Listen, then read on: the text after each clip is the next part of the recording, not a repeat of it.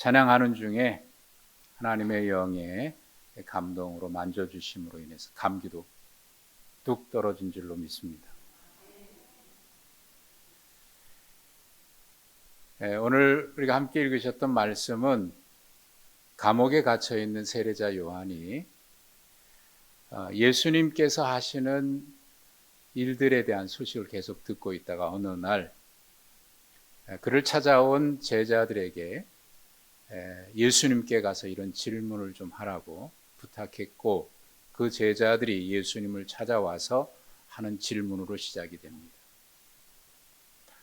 오실 그이가 당신이십니까? 아니면 우리가 다른 사람을 기다려야 합니까? 이게 요한이 제자들을 보내서 예수님께 한 질문입니다. 지금 세례자 요한은 감옥에 갇혀 있습니다. 그가 갇힌 감옥은 지금으로는 요르단에 해당되는 땅인데, 사해 바다 동편 가파르게 오르막 언덕 위에 마케루스라고 하는 요새 헤롯 안디바가 세운 성체입니다. 그 성체 안에 있는 감옥 토굴입니다. 토굴 안에 갇혀 있습니다. 지난 6월달 우리 성지팀이 방문하고 마지막 돌아오기 직전에 그 요르단 느보산을 지나 그 산에 올라가서 그 세례자 요한이 갇혀 있었던 그 토굴 감옥을 멀리서 보고 돌아왔습니다. 세례자 요한이 이 감옥에 갇혀 있는 이유는 분봉왕 헤롯 안디바가 그의 동생 헤롯 빌립의 아내를 빼앗은 그런 정말 있을 수 없는 일이 벌어져서 그 일을 세례자 요한이 가서 책망을 했습니다. 그 일로 인해서 이 세례자 요한은 지금 감옥에 갇혀 있는 겁니다. 당장이라도 죽이고 싶었지만 많은 백성들이 세례자 요한을 선지자로 존경하고 있기 때문에 죽이지는 못하고 감옥에 갇혀 있는데, 면회는 허락한 상태이긴 합니다만은, 그러나 쉽사리 면회하기 위해서 접근하기가 어려운 그곳입니다. 1년여 감옥에 갇혀 있으면서 허락된 면회를 통해서 세례자 요한은 그의 제자들을 통해서 예수님의 소문을 듣고 있었습니다.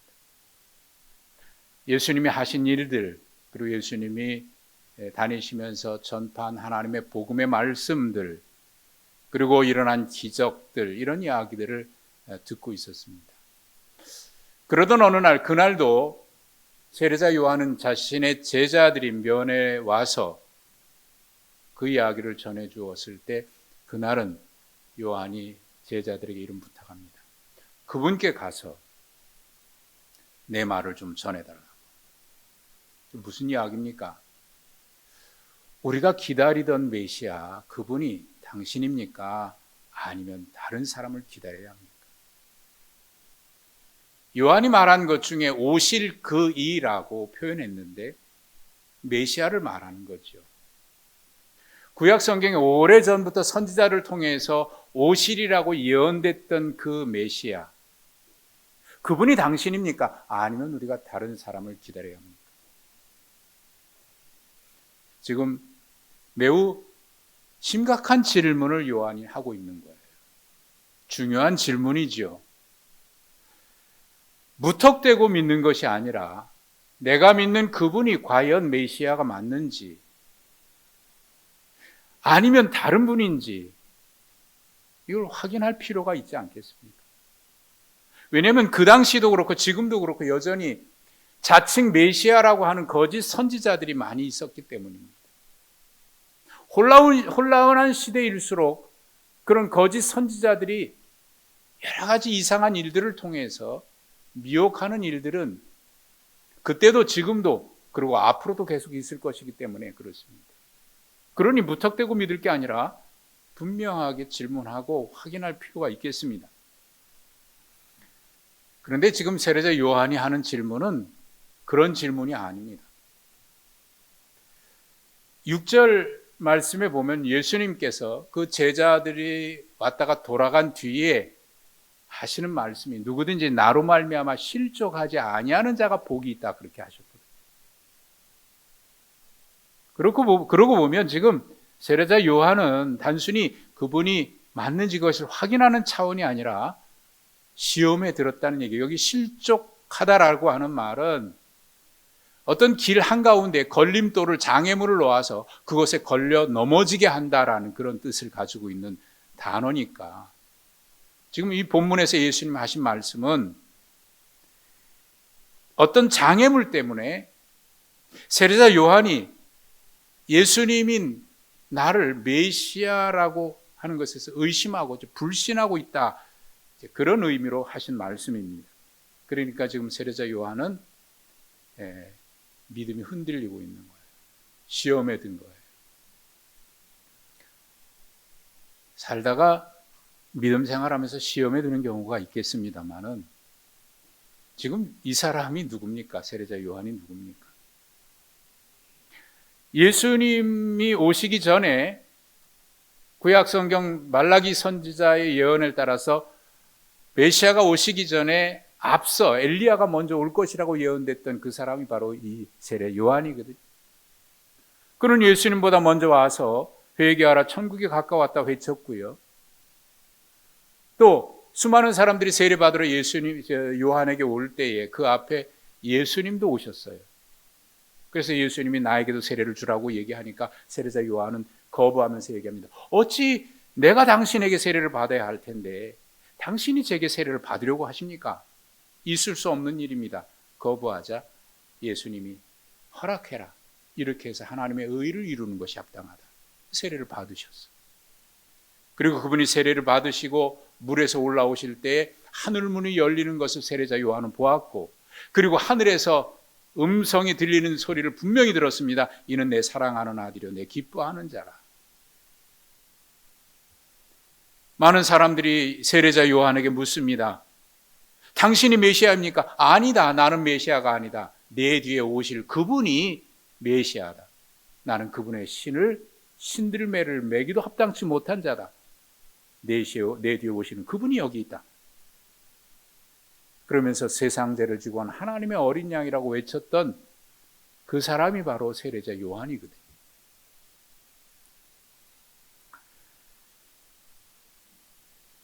그런데 분명하게 메시아라는 것을 확인했고 주님의 음성 들었고 그때 확인했던 그 세례자 요한이 시험에 든 거예요.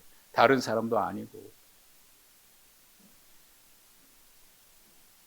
오늘 말씀 바로 뒤에 넘어가면 예수님께서 세례자 요한의 제자들이 돌아간 뒤에 하신 말씀 중에 선지자보다 더 나은 자가 요한이고 여자가 낳은 자 중에 가장 뛰어난 자가 바로 이 요한이다라고 칭찬하셨어요.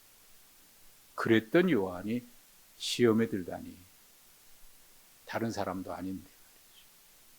가장 선지자 중에 가장 뛰어난 선지자로 예수님이 칭찬까지 하셨던 그 요한이 시험에 든 겁니다. 무슨 일 때문에 그랬을까요? 무슨 일이 일어났던 것일까요? 두 가지 이유 때문입니다. 첫째는 예수님이 내가 기대했던 것과 달라요. 내가 기대했던 메시아는 이런 메시아가 아니었거든요. 요한이 기대했던 메시아는 구약의 예언대로 오시면 심판하실 메시아입니다. 지난주 누가복음 3장의 말씀을 우리 함께 보셨습니다만 그때도 요한이 뭐라고 얘기했습니까? 이미 도끼 자루가 나무 뿌리에 놓였으니 너희가 회개하지 않으면 그분이 이 도끼로 너희들을 배려해서 불 속에 던질 것이다. 그렇게 심판하시는 주님이었거든요. 이스라엘 백성들도 기대했던 메시아가 그런 메시아였습니다. 그래서 이스라엘 백성들, 예수님의 제자들까지도 질문했던 게 하나님의 나라가 이때입니까? 라고 질문했던 그 하나님의 나라, 그들이 기대했던 메시아가 오심은 다윗 시대처럼 번성하는 그런 나라였어요. 아수르나 바벨론의 포로가 됐고 지금도 로마라고 하는 세력의 집에 압제를 당하고 있는 그 백성들이 메시아가 오시면 그들을 다 심판하고 멸망시키시고 이 나라가 다윗의 시대처럼 그런 부강한 나라, 잘 사는 나라, 부족함이 없는 그런 나라를 이룰 것이다. 이게 그들이 기대했던 메시아고 세례자 요한도 심판하실 메시아를 기다렸습니다. 그랬는데 그분이 오실 거라고 생각했는데 지금 감옥에 갇혀 있어서 제자들을 통해서 들려오는 예수님에 대한 소문은 그런 일이 아니고 기대했던 그런 일이 아니라 오히려 사랑하라, 용서하라, 그래야 하나님의 구원이 너희들 가운데 있다. 이 말씀을 하시니까 아니 내가 기대했던 거하고 다른데 나는 그분이라고 생각했는데 그것이 심각하게 질문하는 거예요. 오실 그이가 당신입니까? 아니면 다른 사람을 기다려야 합니까? 이 질문이 바로 세례 요한의 질문입니다. 두 번째 이유는 첫째는 자기의 기대와 달랐기 때문이고 두 번째 이유는 자신이 처한 상황 때문에 그래요. 내가 처한 형편 때문에 그래요. 그는 누구보다 하나님의 뜻에 순응하며 살았던 사람입니다. 하나님의 뜻에 하나님의 말씀이 임했을 때 그 말씀에 순종하기 위해서 모든 것을 버리고 광야로 나갔습니다. 낙타 털을 얻고 메뚜기와 석청 먹으면서 살았습니다. 그리고 하나님의 말씀을 선포. 부유한 환경에서 태어났던 그가, 부족함이 없던 그가 모든 것 포기하고 하나님의 말씀 때문에 광야에서 메뚜기 먹고 석청 먹고 기인 같은 그런 삶을 사는 거예요.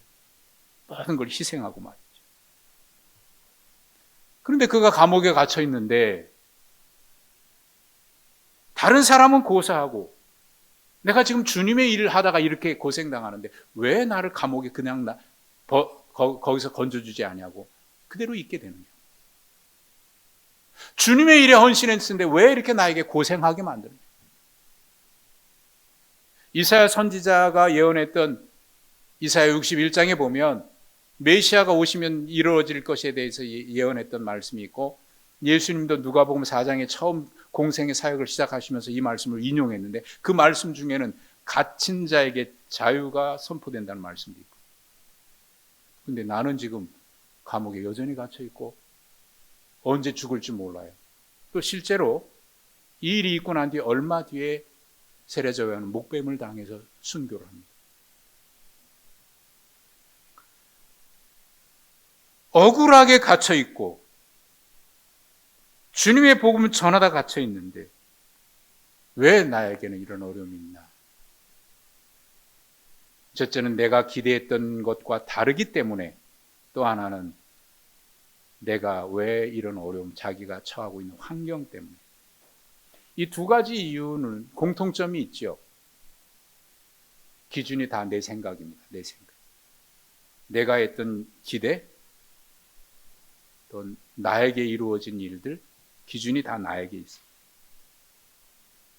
내 생각을 기준으로 예수님을 바라봤고 내가 기대했던 결과 보상을 기대했습니다. 내 생각이 하나님의 말씀보다 앞섰고 하나님의 기준보다 더 크게 작용합니다. 그러니 하나님의 말씀을 들어도 그 말씀이 들리질 않습니다. 예수님이 하신 일들은 사실 구약에 예언됐던 그 말씀이 그대로 이루어졌습니다.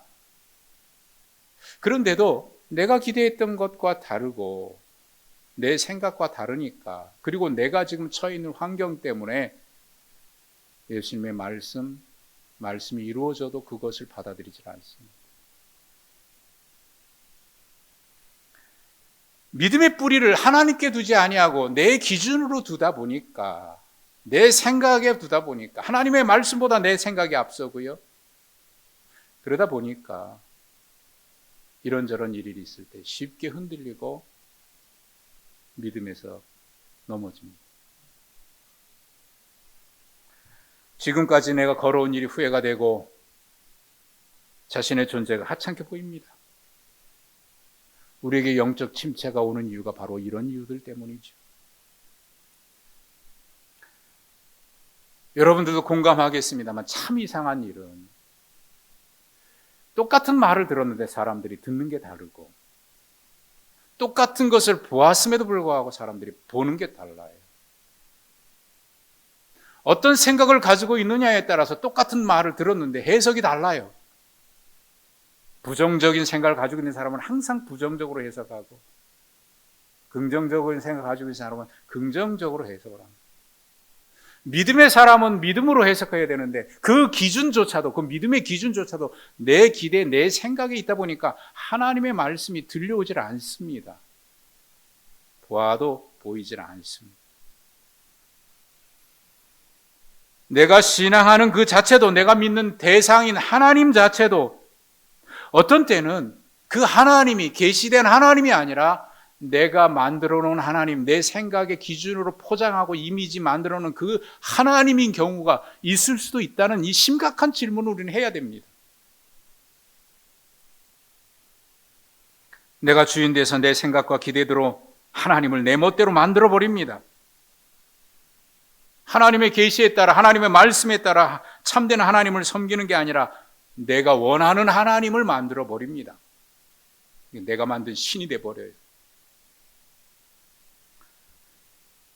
4절과 5절에 예수님이 요한의 제자들에게 가서 전하라 라고 대답했던 말씀이 4절과 5절에 기록되어 있습니다.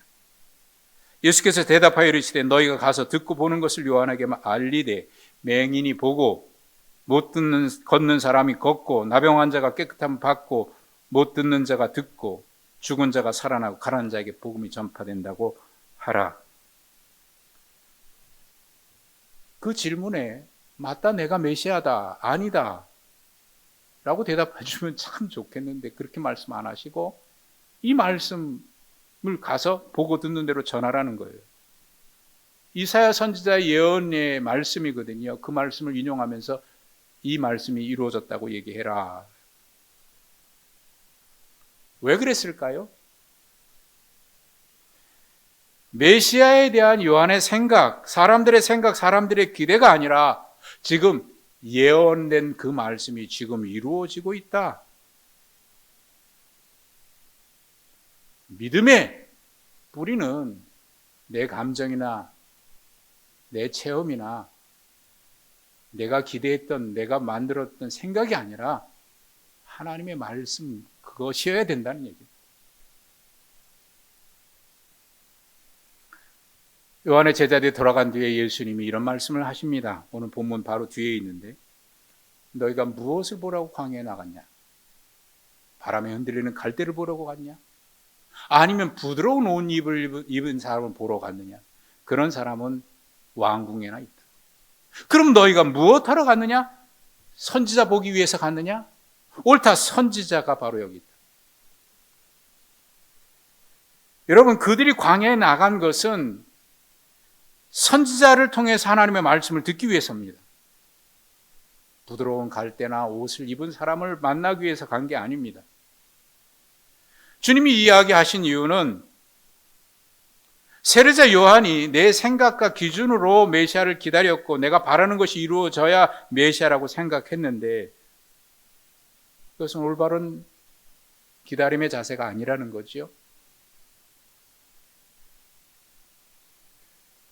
근데 이 말씀은 사실 제자들이 세례 요한의 제자들이 돌아간 뒤에 하신 말씀이니까 지금 있는 제자들에게 하는 말씀이기도 하고 지금 무리들에게 하는 말씀이기도 하죠. 동시에 이것은 지금 우리를 향해서 하신 말씀. 지금도 많은 사람들이 하나님을 믿는다고 하면서 그 하나님을 내가 기대하는 것을 이루어져야 하나님으로 인정하는 경우가 있고요. 내가 생각하는 것을 이루어 주셔야 하나님이라고 생각하는 경우들이 많습니다. 그러니까 하나님이 사람마다 다 달라요. 내가 기대하는 하나님은 내 문제, 이런 문제 해결해 줘야 하나님이야. 내가 기대하는 하나님은 이런 문제, 나의 형편과 내 처지, 이거 해결해 줘야 내가 하나님으로 인정해 주지. 그렇지 않으면 하나님은 하나님도 아니야. 하나님을 하나님 되게 하지 않고 내가 원하는 하나님으로 만들어 버립니다.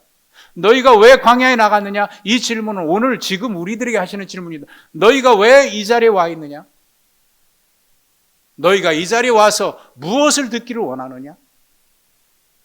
이 자리에 와서 하나님을 예배하는 너희의 마음 속에 나는 어떤 존재이냐? 너희를 만족해 주는 존재이냐? 그래야만 하나님이라고 얘기하느냐? 너희들은 이 자리에 무엇하러 예배하러 왔느냐? 아니, 나를 어떤 하나님으로 예배하기를 원하느냐? 대림절 세 번째 주일을 지나고 있는 우리에게 너희가 기대하는 메시아는 과연 어떤 기대하는 메시아냐? 여러분, 지금도 수많은 사람들이 메시아를 기다리고 있는데 그 메시아가 어떤 메시아입니까? 사람들마다 자기 만족을 채워주기를 기다리고 있어요. 내 욕심이 충족되기를 기다리고 있어요. 그것을 해결해 줄 때 메시아라고 인정하고 있습니다. 그렇지 않으면 하나님도 하나님이 아닙니다.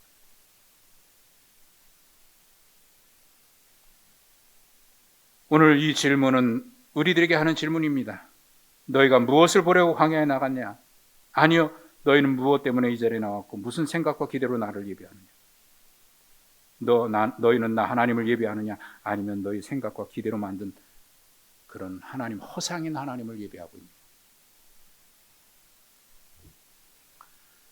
대림절을 보내면서 여러분은 어떤 메시아를 기다리고 계십니까?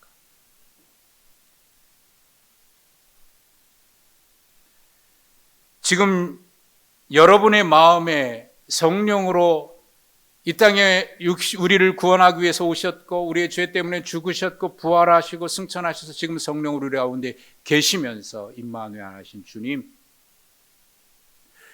우리 가운데 계신데 우리는 어거스틴처럼 하나님께서는 우리 속에서 오래전부터 기다리고 계시고 나를 만나주기를 원하시는데 우리의 생각은 다른 곳에 있어서 내 욕심과 지적인 만족이나 욕망의 충족이나 이런 것을 채우기 위해서 끊임없이 방황하며 이것저것을 다녔던 어거스틴처럼 우리 안에 계신 주님을 나와 상관없고 그저 혼자 계십시오. 내가 바라는 하나님은 이런 하나님입니다 하고 또 다른 하나님을 찾아 끊임없이 허상을 따라 살아가고 있지는 않습니까? 오늘 성탄절을 앞둔 우리가 그렇게 기대하고 있지는 않습니까? 어거스틴이 고백을 했습니다. 그렇게 방황하고 하다가 나중에 하나님께로 돌아왔더니 주님이 어거스틴의 마음에 이런 말씀을 하셨답니다. 나는 오래전부터 너를 이곳에서 기다리고 있었다. 근데 너는 왜 어디를 그렇게 돌아다니다 이제 왔느냐? 마치 돌아온 탕자 이야기처럼.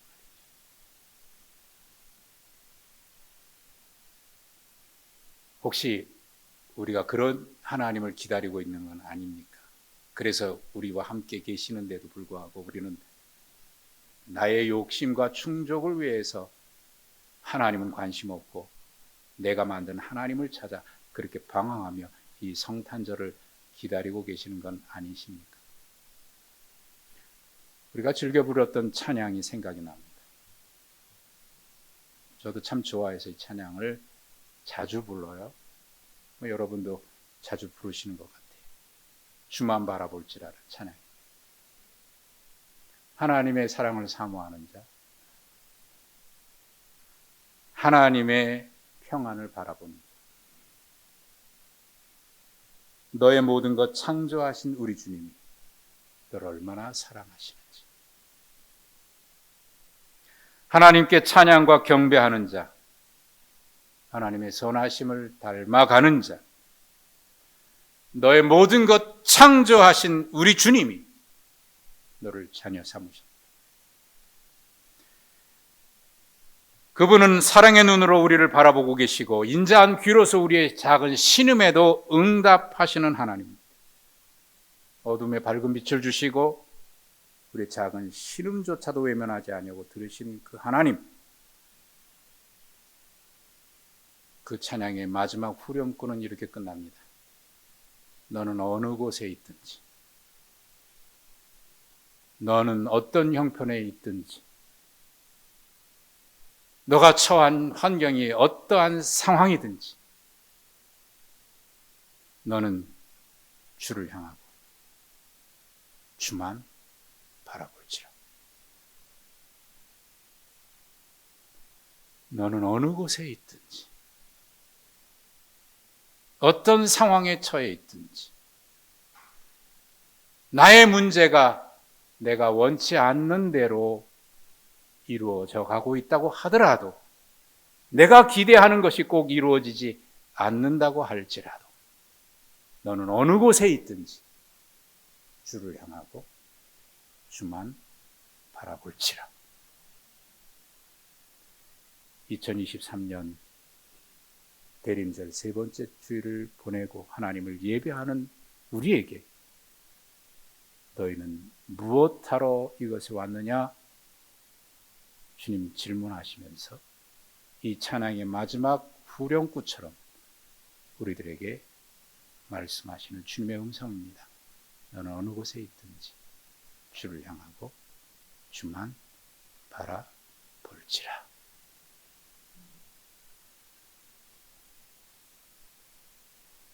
기도하시겠습니다. 주님, 주님은 바라보고 주만 바라보기를 원합니다. 내가 기대하는 것 이루어지지 않고 나의 형편, 내 생각대로 되지 않을지라도 언제나 주님의 생각은 내 생각보다 깊고 높고 크며 주님의 사랑은 내 기대보다도 더 훨씬 크고 영원하기에 내 생각, 내 기준, 내 판단, 내 기대가 아닌 하나님의 말씀,